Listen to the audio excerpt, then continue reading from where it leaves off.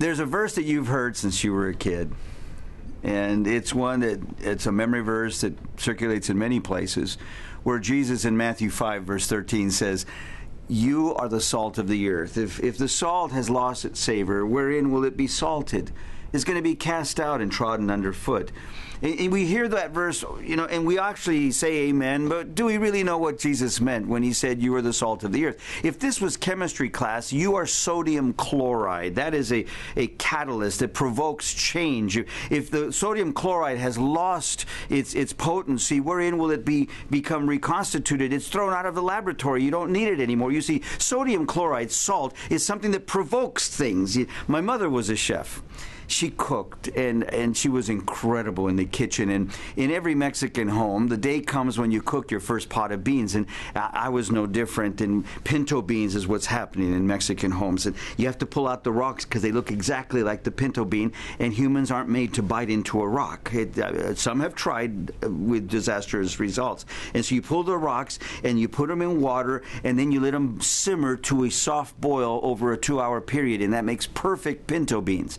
When I made my first beans, they tasted terrible. They tasted like sand. And my mother said, "Well, son, it's because you forgot the salt. You have it right." And it was a pinch of salt. It wasn't a quarter teaspoon. And it wasn't anything you can measure. Just a pinch that you throw into the water with the beans before it comes to a simmer. Because that little bit of salt awakens the flavor of the bean. It releases the bean's flavor. Now, notice with what emotion a Mexican can say this, because that makes for delicious beans, all right? You know what I'm talking about. Some of you have eaten there and know what I mean. You see, the power of a delicious bean is that salt releases its flavor. That way you don't have to add salt to the beans once it's served on your plate. This little tiny pinch of salt did it. It awakens flavor. Have you ever eaten popcorn? You go crazy. You eat it and eat it and eat it. Even if you had a big dinner, you can eat 5 bowls of popcorn because those little styrofoam things are exciting, especially if they're buttered. But after that, you need to drink a lot. Why? Because salt awakens thirst. And you now need water for hydration. So you see, salt awakens the flavor of the bean as you and I in our lives, as we are salted by the gospel and the love of salvation of Jesus, we become salty and awaken the flavor of the gospel for other people. And as you are a salty Christian to others, you awaken a thirst for righteousness in other people's lives who don't even think about God or religion or the need for spiritual pursuit. Now you become the provocation. Christ in me, the hope of glory. That becomes salty. Then there's another use for salt.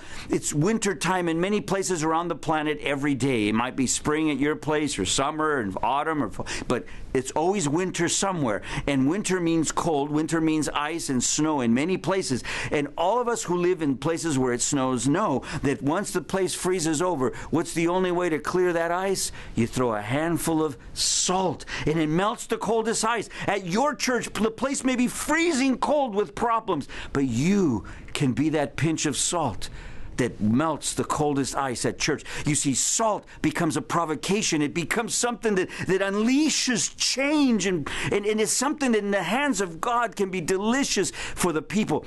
There was a woman being interviewed on radio, national radio in the United States, and she had won the national award for the sweetest chocolate chunk cookie. I emphasize chocolate chunk cookie. How could she have the sweetest chocolate chunk when everybody's cookies were sweet?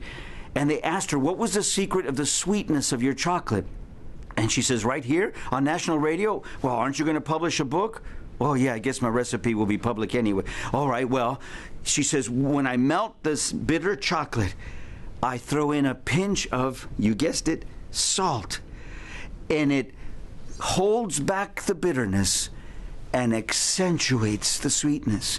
You see, a pinch of the salt of Christ in your life holds back the bitterness and can accentuate the sweetness of your person. Be salt. Be the saltiness that preserves others. Be the saltiness that awakens flavor. Be the saltiness that melts ice. Be the saltiness that awakens the flavor of the gospel for others. Provoke a thirst for righteousness. Be the salt of the earth. If the salt has lost its savor, it won't be needed. God bless you. Now go, be salty.